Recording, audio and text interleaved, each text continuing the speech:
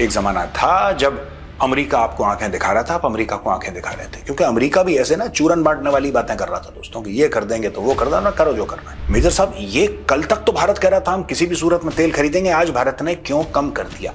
इसके पीछे गेम क्या है? 50% रशियन क्रूड ये 2-3-4 कंपनियां इंपोर्ट करती थी, अब इन्होंने बोल दिया कि सॉरी हम बंद कर रहे हैं। यानी कि 21 नवंबर की जो डेडलाइन है जो यूएस ने रखी थी सैंक्शंस की, वो रिस्पेक्ट होगी। तुम अच्छे दामों में दे दो। अब डील अच्छे दामों में हो गई। भारत यूएस से और कनाडा से भी तेल खरीद रहा है। भारत कह रहा है वेस्ट अफ्रीका से भी खरीदेंगे। एनर्जी की मैसिवली डाइवर्सिफाई कर रहा है भारत। अगर रूस से नहीं मिलेगा तो 4 जगह और से मिलेगा। या आप 30%, तो 27 से लेकर 30% आप मोटा मोटी पकड़ लो, भारत ले रहा है। जितना रूस से ले रहा था उतना अब अमेरिका से ले रहा है, उसका 30%। बेसिकली अमेरिका ये कह रहा है कि over a period of time you start buying American equipment. India will certainly bye American fighter jets. मैं ये नहीं कह रहा, मैं ये कह रहा हूं कि अमेरिका पूरा दबाव डालेगा कि आप खरीदो। चाइना इस बात से भली भांति परिचित है कि अगर ये 2 बड़ी लड़ाइयां खत्म हो गई फिर पूरी दुनिया मिलकर चाइना को घेरेगी। और चाइना इतना भी पावरफुल नहीं है आज की तारीख में कि पूरी दुनिया को संभाल ले। अब 2 सबसे बड़े न्यूक्लियर पावर, रशिया और अमेरिका, सबसे बड़े, वो एक दूसरे को न्यूक्लियर धमकी दे रहे हैं कि हम भी टेस्टिंग करेंगे। तो ये सब oil, weapons, nuclear weapons, geopolitics सब ऐसे मिक्सअप हो गए दोस्तों।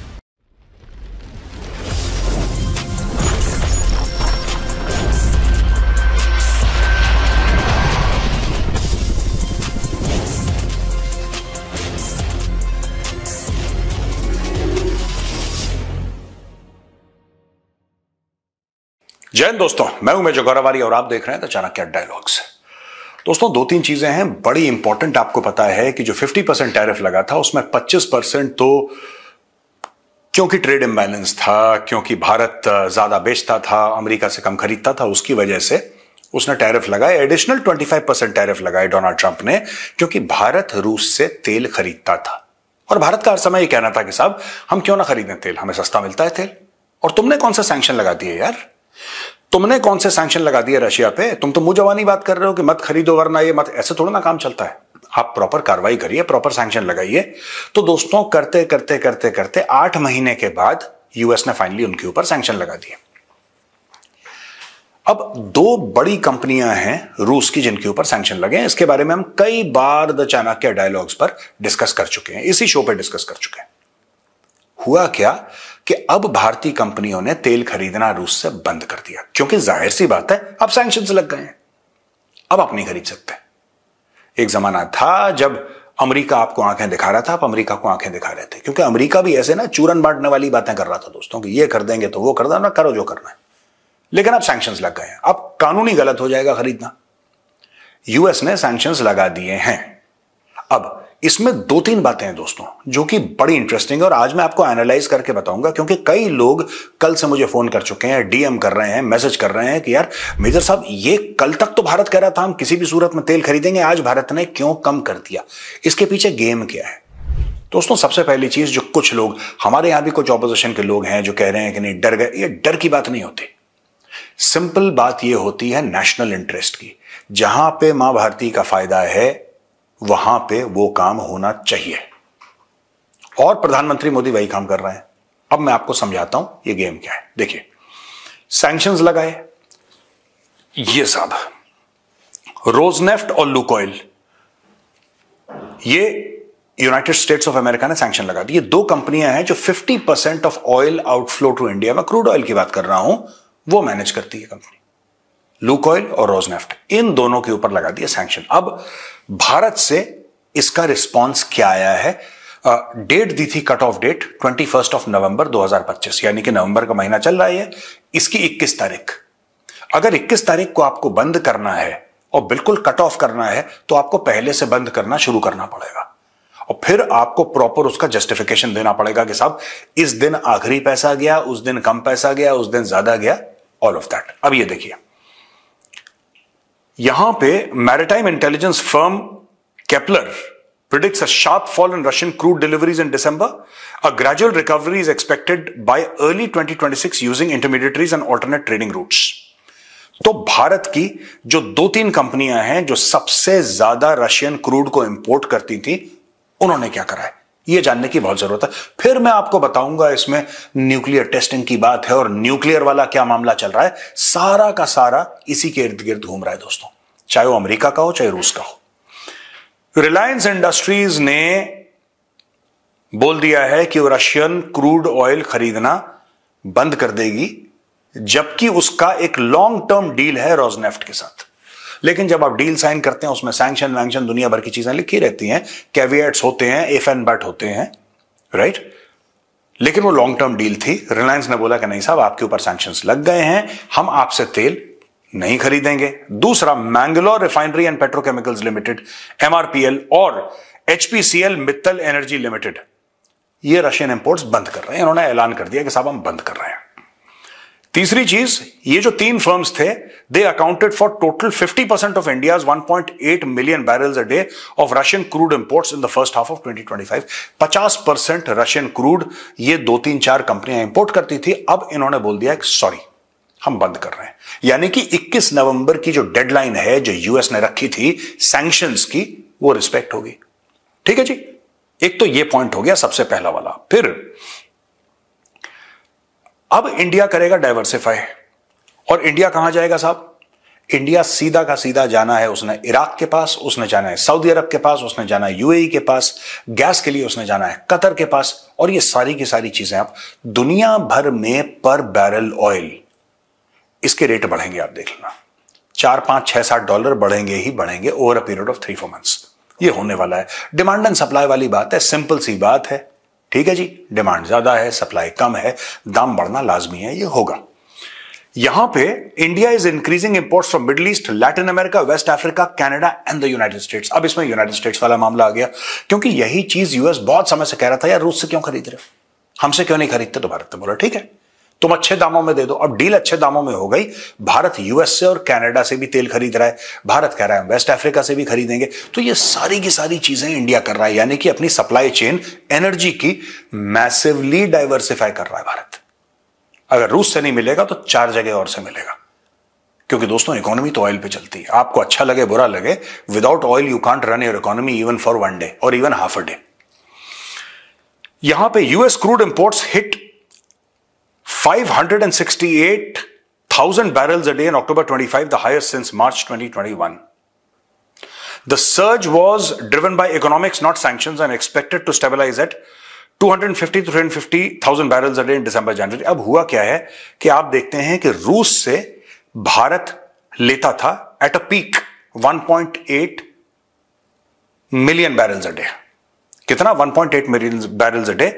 और भारत बहुत कम लेता था, ना के बराबर तेल ले। 2023-24 में भारत ने करीब $5 अरब का तेल लिया होगा यूएस से, बहुत छोटा, ठीक है, $5 अरब कुछ भी नहीं है, उतना तेल लिया। लेकिन अब भारत ने इंक्रीज कर दिया है 568,000 barrels a day from the US. आप ये लगा लो कि लगभग ये 1/3 ऑफ रशियन पहुंच गया है।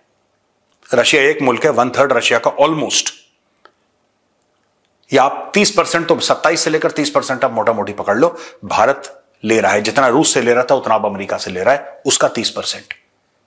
बाकी वेस्ट अफ्रीका से ले रहा है भारत, बाकी और देशों से, कनाडा से ले रहा है, सबसे ले रहा है, फैलावा हो रहा है इसका। यहां पे ग्रेजुअल रिकवरी, लोग कह रहे हैं कि ठीक है, जो ऑयल प्राइसेस हैं वो स्टेबलाइज हो जाएंगे 2026, 3-4-5 महीने लगेंगे, वो सारा का सारा मामला सेट हो जाएगा। अब दोस्तों इसके बीच में ना 2-3 चीजें हैं जो लोग कह रहे हैं कि नहीं भारत ने ऐसा बोला था, फिर ऐसा क्यों, मैं आपको बताता हूं। एक तो भारत की ट्रेड डील हो रही है, भारत की अमेरिका के साथ ट्रेड डील हो रही है। डोनाल्ड ट्रंप कई बार कह चुका है he is very excited for the trade deal, और भारत ट्रेड डील साइन करने वाला है। बातें चल रही हैं। विनय मोहन क्वात्रा जी जो हैं भारत के एम्बेसडर यूएस में, वो लोगों से मिल रहे हैं, और जो टीम्स हैं, भारत की जो टीम्स हैं और अमेरिका की टीम्स हैं, दिन रात मीटिंग करके किसी तरीके से ये सॉर्ट आउट कर रही हैं। अमेरिका ने बोल दिया ठीक है, जो आपका फार्मर वाला और जो डेयरी वाला मामला है, फिशरीज वाला मामला है, आप कहीं और हमें एडजस्ट करवाइए, कहीं और एडजस्ट करवाइए। ठीक है, हम समझ गए आपकी रेड लाइंस है। मुझे ऐसी खबर मिली है कि यहां पे थोड़ा सा एक बातचीत आ गई है दोनों के समझ में। अमेरिका को पता है कि अगर भारत फार्मर्स के इंटरेस्ट को कॉम्प्रोमाइज करेगा या अमेरिका ज्यादा प्रेशर डालेगा, ये डील कोलैप्स हो जाएगी, इंडिया विल वॉक आउट। ठीक है, एक तो ये बात है। दूसरी चीज ये है अमेरिकन आर्म्स परचेजेस की। हाल ही में दोस्तों जो फ्रेमवर्क साइन करा था अमेरिका के साथ 10 साल का, पीट हेग्सेथ और राजनाथ सिंह जी ने, दोनों ने, at the sidelines of the ASEAN summit, वो क्या था दोस्तों? ये वही फ्रेमवर्क था। एक तरफ आप देख रहे हैं तेल खरीद रहा है Bharat, on one side India is increasing oil imports from the US, लगातार दर लगातार, इस महीने इतना ज्यादा ये होता रहेगा। ऑयल एंड गैस, ठीक है, oil and gas. American companies already India में हैं आज की तारीख में, already they are getting gas की companies. I personally know of companies that deal in gas, that deal in energy, America based companies, जो कि भारत में आज की तारीख में एक्टिव है, ठीक है। तो एक तो ऑयल वाली बात हो गई जो मैंने आपको समझाई। दूसरी बात जो बड़ी इंपॉर्टेंट है दोस्तों, वो बात है वेपन प्लेटफॉर्म्स की। ये खुल के डिस्कस नहीं हो रही, लेकिन मैं आपको बता रहा हूं, ये जो हम लोग कहते हैं कि हम लोग अपने प्लेटफॉर्म्स इंटीग्रेट कर देंगे, प्लेटफॉर्म्स आप इंटीग्रेट कैसे करेंगे? आपका, हमारा प्लेटफॉर्म रशियन है, तुम्हारा प्लेटफॉर्म अमेरिकन है, कैसे इंटीग्रेट हो जाएगा भाई? किस तरीके से हम लोग, how can our platforms talk to each other? ये रशियन प्लेटफॉर्म है, अमेरिकन प्लेटफॉर्म है। बेसिकली अमेरिका ये कह रहा है कि over a period of time you start buying American equipment. और दोस्तों इसमें जो नगीना है, जो टेस्ट केस है, जो क्राउन ज्यूल है इस पूरी की पूरी चीज का, सिर्फ और सिर्फ एक है, अमेरिकन फाइटर जेट्स। मैं ये आज बिल्कुल नहीं कह रहा कि भारत खरीदेगा, please note what I am saying. I am not saying India will certainly bye American fighter jets, मैं ये नहीं कह रहा। मैं ये कह रहा हूं कि अमेरिका पूरा दबाव डालेगा कि आप खरीदो। अब भारत खरीदता है नहीं खरीदता, nobody knows, but America will do its best to ensure that India buys American fighter jets and other American weapons, क्योंकि भारत के पास पैसा है। अमेरिका एक बहुत बड़ा वेपन्स का, दुनिया का सबसे बड़ा वेपन्स का सप्लायर है। और यहां पे कौन सी ऐसी अमेरिकन कंपनी नहीं है जिसका नई दिल्ली में ऑफिस नहीं है यार? कौन सी ऐसी बड़ी कंपनी आप बताओ? Name one American brand, name one European brand जो कि वेपन्स बनाते हैं और जो कि दिल्ली में जिनके ऑफिस नहीं है। हर जगह है। तो ये हो रहा है, ये दूसरी बात है। तीसरी एक और चीज है दोस्तों कि डोनाल्ड ट्रंप को अब एक बात समझ में आ गई है। आप कभी देखना, उसने शी जिनपिंग से हाथ मिला लिया, इनका समिट हो गया, सब कुछ हो गया, लेकिन फिर भी इनके ताने मारने की आदत नहीं गई डोनाल्ड ट्रंप और उसकी टीम की। ये कुछ कुछ ऐसा कहते रहते हैं जिससे चाइनीज इरिटेट हो। और अब मैं आपको तीसरा पॉइंट बताता हूं जो कि जबरदस्त है। फिर हम चलेंगे कि किस तरीके से पुतिन कह रहा है कि हम न्यूक्लियर टेस्टिंग करेंगे वगैरह वगैरह, उस पर भी मैं जाऊंगा। लेकिन उसके पहले मैं आपको यह बताना चाहता हूं, देखिए साहब, दो बड़ी लड़ाइयां हैं दुनिया में आज की तारीख में। कई लड़ाइयां चल रही हैं, लेकिन दो बड़ी लड़ाइयां। एक इजराइल हमास वाली चल रही है, और आज ही के कैप्सूल में हमने आपको बताया किस तरीके से इजराइल ने ठोक दिया जाके हिजबुल्लाह को लेबनान में, मारा दोबारा दमादम, ऊपर से बम गिराए, ठीक है। एक तो वो लड़ाई चल रही है जिससे पूरा का पूरा मिडिल ईस्ट और वेस्ट एशिया, जिसको इंडियंस कहते हैं वेस्ट एशिया, पूरी दुनिया मिडिल ईस्ट कहती है, उस इलाके में बहुत असमंजस की स्थिति है। एक तो वो लड़ाई चल रही है, और दूसरी बड़ी लड़ाई चल रही है रशिया यूक्रेन की। और दोनों लड़ाइयों के पीछे चीन खड़ा हुआ है, दोनों लड़ाइयों के पीछे। ये मैंने समझा भी दिया था कैप्सूल में, दोबारा समझाता हूं। हिजबुल्लाह, हमास, हूथियों और बाकी सबको, ये जितने भी टेरर ग्रुप्स हैं, सबको ईरान सपोर्ट कर रहा है। और तेल खरीद के वापस देखिए, तेल, हथियार, जियोपॉलिटिक्स किस तरीके से इंटरट्वाइंड है, किस तरीके से मिक्स्ड है। It is the same story, ये वही स्टोरी है, ठीक है। ईरान के पास पैसे कहां से आए? क्योंकि ईरान अपना 90% तेल चाइना को बेच रहा है, राइट। ईरान के पास पैसे आ गए। जब ईरान के पास पैसे आ गए, ईरान उस पैसे से, या हथियार आ गए, उन हथियारों से इनको सप्लाई कर रहा है आगे। ईरान का क्या इंटरेस्ट है? ईरान का पूरे के पूरे वेस्ट एशिया में, मिडिल ईस्ट में वर्चस्व बना हुआ है। ईरान की फॉरेन पॉलिसी ऐसी कंडक्ट होती है दोस्तों। जो इस्लामिक रेवोल्यूशनरी गार्ड कोर है, IRGC, वो क्या कर रहा है? वो यही तो है। That is an intrinsic part, an integral part of Iran foreign policy. जाके इसको हिजबुल्लाह को बोलो ये बम फाड़ दे, इसको बोलो हमास को ये अटैक कर दे, हूथियों को बोलो मिसाइल मार दे, यही काम करता है ईरान। इसी तरीके से ईरान ने अपना वर्चस्व कायम कर रखा है। ईरान के पीछे खड़ा है चीन। यहां पे रशिया के ऊपर इतने सैंक्शंस आ गए, यहां पे रशिया के ऊपर आप समझ लीजिए इतनी रोक टोक है कि रशिया के लिए, Russia is excluded from the Swift system. आप अपना वीजा या मास्टर कार्ड लेकर रशिया में जाएंगे, आपका कार्ड काम नहीं करेगा, कार्ड काम नहीं करेगा आपका। रशिया को बिल्कुल, जो इंटरनेशनल एक फाइनेंस सिस्टम है, उससे रशिया को एक्सक्लूड कर रखा है। रशिया के फंड्स यूरोप में है, 200-300 अरब डॉलर उसको फ्रीज कर रखा है। पैसे तो आपको चाहिए। रशिया की इकोनॉमी चल कैसे रही है यार? 3 साल हो गए लड़ाई लड़ते लड़ते लड़ते, इनके लड़ाई खत्म नहीं हो रही है। इकोनॉमी कैसे चल रही है? उसके पीछे खड़ा है चीन। उसके पीछे खड़ा है चीन। तो ये जो दोनों कॉन्फ्लिक्ट है उसके पीछे चीन खड़ा हुआ है, चीन सपोर्ट कर रहा है। चीन क्यों सपोर्ट कर रहा है? चीन इसलिए सपोर्ट कर रहा है क्योंकि चीन यह चाहता है कि जब तक ये दो लड़ाइयां चलती रहें चीन शांति से रह सकता है, राइट? क्योंकि हर एक फॉरेन इंटेलिजेंस एजेंसी दुनिया में, वो वेस्ट जर्मनी की हो, वो इटली की हो, वो फ्रांस की हो, वो इंग्लैंड की हो, वो अमेरिका की हो, वो कनाडा की हो, वो ऑस्ट्रेलिया की हो, वो किसी भी western country, NATO non NATO जो भी है, इवन रशिया की, बाय द वे मैं आपको बताता हूं, हमें कह रहे हैं ना कि बड़े दोस्त हैं रशिया और चीन, रशिया की भी इंटेलिजेंस एजेंसी की रिपोर्ट है, आप जाके इंटरनेट पे चेक कर सकते हैं। उसने भी ये बोला है कि ठीक है आपकी यूक्रेन से लड़ाई हो रही है, ठीक है अमेरिकन आपको आंखें दिखा रहे हैं, लेकिन आपका सबसे बड़ा दुश्मन चाइना है। क्यों? आपको एक बात पता है, शायद आपको नहीं पता होगी, रूस के साइबेरिया इलाके में लाखों एकड़ जमीन रशिया की चाइना घेर चुका है, और चाइना ने अपने फार्मर्स को, अपने किसानों को पट्टे पे दे रखी है। जो देसी लोग हैं समझ रहे हैं अधिया क्या होता है, पट्टा क्या होता है, उसने पट्टे पे जमीन दे दी रूस की। अब ग्लोबल टेम्परेचर राइज कर रहे हैं, 2-3 डिग्री टेम्परेचर में फर्क हो गया, तो जहां पे पहले बर्फ जमी रहती थी अब बर्फ नहीं जम रही है। अब नीचे वो लोग लेटेस्ट फार्मिंग इक्विपमेंट लेकर आते हैं और वहां पे लाखों एकड़ पे चाइनीज फार्मर्स फार्म कर रहे हैं, वहां पे सेटल हो गए। रूस की जमीन है भाई, वो रूस की जमीन है, चाइना ने घेर ली है और रशिया को पता है, लेकिन रशिया फंसा हुआ है यूक्रेन की लड़ाई में, वो फंसा है पूरे नेटो के साथ, उसको पता है कि चाइना के साथ पंगे नहीं ले सकते। तो मैं ये कह रहा हूं कि सारी फॉरेन इंटेलिजेंस एजेंसीज अपने अपने देशों को सिर्फ एक चीज बता रही हैं कि तुम्हारा सबसे बड़ा दुश्मन चाइना है। और दोस्तों ये बात चाइना भी जानता है, भली भांति परिचित है। चाइना इस बात से भली भांति परिचित है कि अगर ये दो बड़ी लड़ाइयां खत्म हो गई फिर पूरी दुनिया मिलकर चाइना को घेरेगी, और चाइना इतना भी पावरफुल नहीं है आज की तारीख में कि पूरी दुनिया को संभाल ले। वो कभी इतना पावरफुल नहीं होगा कि पूरी दुनिया, अमेरिका उसके खिलाफ, राइट? सब कुछ है। आज की तारीख में भारत का चाइना के साथ बड़ा बड़ा अच्छा प्यारी प्यारी बातें हो रही हैं कि हम आपको रिस्पेक्ट करते हैं, आप हमें रिस्पेक्ट करते हैं।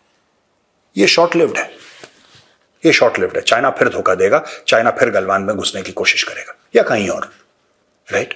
तो इसलिए चाइना चाहता है लड़ाइयां चलती रहें। और आखिरी में वहां पे बैठा व्लादिमीर पुतिन ये कह रहा है, जब उसने सुना ना इसकी डायलॉगबाजी डोनाल्ड ट्रंप की कि हम फिर से न्यूक्लियर टेस्ट करेंगे, और रशिया भी कर रहा है, कह रहा हमने कब करा यार? हमने तो 1990 में अपना आखिरी न्यूक्लियर टेस्ट करा था, तुमने तो 92 में फिर करा, हमने तो कोई नहीं करा उसके बाद टेस्ट कर। नहीं, हम, साफ सीधी बात है, अगर अमेरिका करेगा हम भी करेंगे, अमेरिका करेगा हम भी करेंगे।